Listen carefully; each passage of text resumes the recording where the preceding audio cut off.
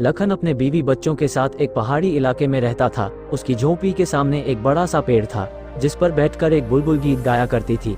एक बार की बात है, बुलबुल के बच्चे हुए और जब बुलबुल के बच्चे उड़ने लायक हुए तो वह उन्हें उड़ना सिखाने लगी। एक दिन वह पेड़ से उतरकर लखन की झोपड़ी के सामने बच्चों को उड़ना सिखा रही थी, उन्हें दाना चुगना सिखा रही थी, उनके साथ खेल रही थी। लखन भी अपने 3 साल के बच्चे को अपनी गोद में लिए ये सब देख रहा था।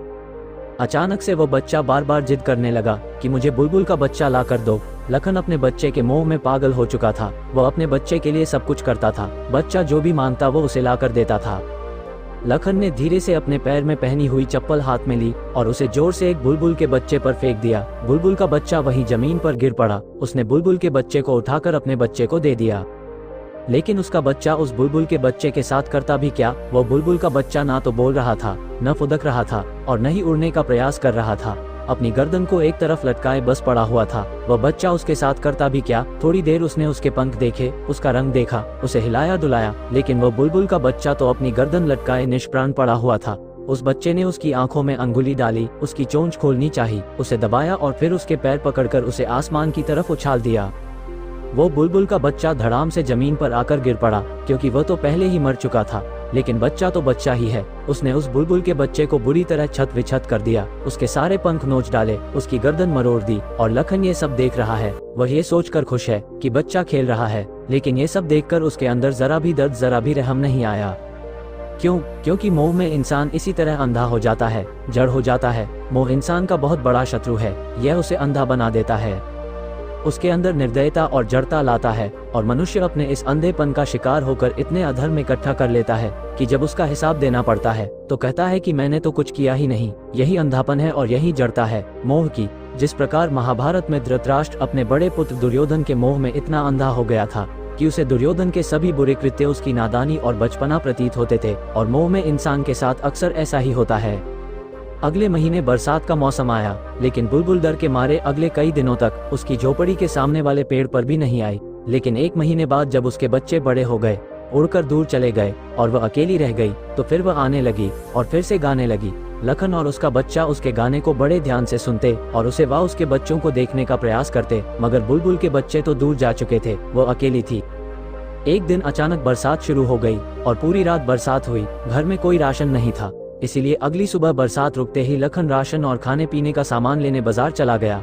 घर में सिर्फ पत्नी और बच्चा थे। अभी लखन बाजार में सामान ले ही रहा था कि फिर से बारिश बढ़ने लगी। चारों तरफ काले घने बादलों ने पूरे आसमान को ढांक लिया और तेज हवाओं के साथ अचानक बादल फट गया और इतना पानी गिरा कि लखन की झोपड़ी का नामो निशान तक मिट गया। ऐसी मूसलाधार बारिश हुई कि उसकी झोपड़ी, उसकी पत्नी और उसका बच्चा सब बह गए और पता भी नहीं लगा कि बहकर कहां चले गए। लखन बाजार में ही फंसा रहा। 2 दिनों बाद जब बारिश रुकी और वह वापस आया तो उसने देखा कि वहाँ तो कुछ भी नहीं है। वहाँ तो बस चारों तरफ पत्थर ही पत्थर बिखरे पड़े हैं जो पहाड़ से बहकर नीचे आ गए थे। उसे बड़ा सदमा लगा। वह पागल सा हो गया। दिन रात भटकता रहा, खाना पीना सब भूल गया और पागलों की तरह भटकता भटकता वह एक दिन किसी सुनसान जगह पर एक पेड़ के नीचे गिर पड़ा और अब उसके अंदर उठने की भी ताकत नहीं बची थी। वह बेहोश हो गया और कई दिनों तक बेहोशी की हालत में वहीं पड़ा रहा। फिर एक दिन उसकी बेहोशी टूटी और आंख खुली तो उसने देखा कि सूरज सर के ऊपर था। पेड़ से उसी बुलबुल की आवाज आ रही थी और चारों तरफ आम बिखरे पड़े थे। वो आम का पेड़ था और वह बुलबुल उसके खाने के लिए चोंच मार मार कर पेड़ से आम गिरा रही थी। वो उठा, उसने एक आम खाया, दूसरा आम खाया और इस तरह से उसने कई आम खा लिए। ये देखकर बुलबुल खुशी से गाना गाने लगी। शायद सोचती होगी कि अब ये ठीक हो जाएगा, इसके अंदर ताकत आ जाएगी।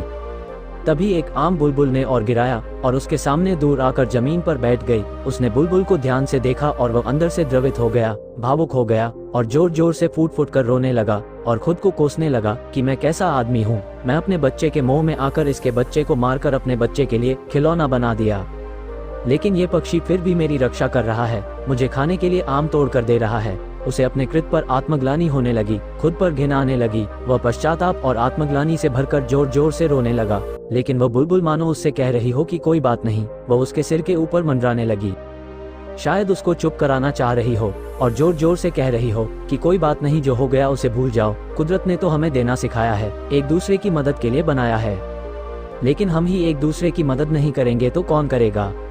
लखन चुप हो गया, लेकिन उसके अंदर एक भाव गहरा हो गया कि मेरा तो सब कुछ लूट चुका है, जिसको मैंने अपना समझा था, अपना माना था, लेकिन आज के बाद अगर मैं दूसरे के काम नहीं आ सका तो मेरा जीवन व्यर्थ है। कोई भी इस दुनिया में मेरी तरह दुखी नहीं होना चाहिए। सबकी मदद होनी चाहिए, उसको भरोसा मिलना चाहिए, उसकी सुरक्षा होनी चाहिए। और उसने प्रण कर लिया कि अब से वह मेहनत करेगा और जो भी कर सकेगा दूसरों के लिए करेगा, क्योंकि इस कुदरत ने हमें एक दूसरे की सहायता के लिए ही बनाया है। उसने बुलबुल के हाथ जोड़े अपना माथा जमीन पर रखा और कहा कि आप मेरे गुरु हैं और मुझे शिष्य के रूप में स्वीकार करें। बुलबुल तो उड़कर दूर पेड़ पर जा बैठी थी। उस दिन से लखन ने जंगल से लकड़ी लाकर बेचना शुरू कर दिया। उसे ही अपनी रोजी रोटी का साधन बनाया और उसकी 2 वक्त की रोटी के बाद जो भी उसके पास पैसे बच जाते वो उसी दिन उन पैसों से किसी भी गरीब की, किसी जानवर की, कुत्तों की, परिंदों की मदद करता, उनके लिए खाना लाता, उनको खाना खिलाता, किसी बीमार को दवा दिला देता, कुछ भी किसी भी प्रकार की सेवा करता। अब मानो जैसे उसकी जिंदगी सेवा और त्याग ही बन चुकी थी। दूर दूर के गांव और शहरों के लोग अब उसके बारे में जानने लगे थे। सभी को ये पता चलने लगा था कि कोई ऐसा एक व्यक्ति इस इलाके में है जो किसी भी प्रकार की सेवा और मदद के लिए हर पल तैयार रहता है। धीरे धीरे दूर इलाके तक के लोगों ने उससे जान पहचान बढ़ाई, उसको एक बड़े समारोह में बुलाया, उसका खूब मान सम्मान किया और उसके साथ मिलकर सेवा करने का प्रण लिया। कहते हैं कि आज वह इलाका बुलबुल सेवा के नाम से पूरे संसार में प्रसिद्ध है। दोस्तों, शायद यह एक काल्पनिक कहानी है, लेकिन यह एक आदर्श और एक सीख प्रस्तुत करती है कि इस दुनिया में हमें एक दूसरे की मदद के लिए बनाया गया है, एक दूसरे को प्रताड़ित करने या दुख देने के लिए नहीं। हमें जरूर इस कहानी से सीख लेनी चाहिए और जहाँ तक संभव हो सके दूसरों की मदद करनी चाहिए।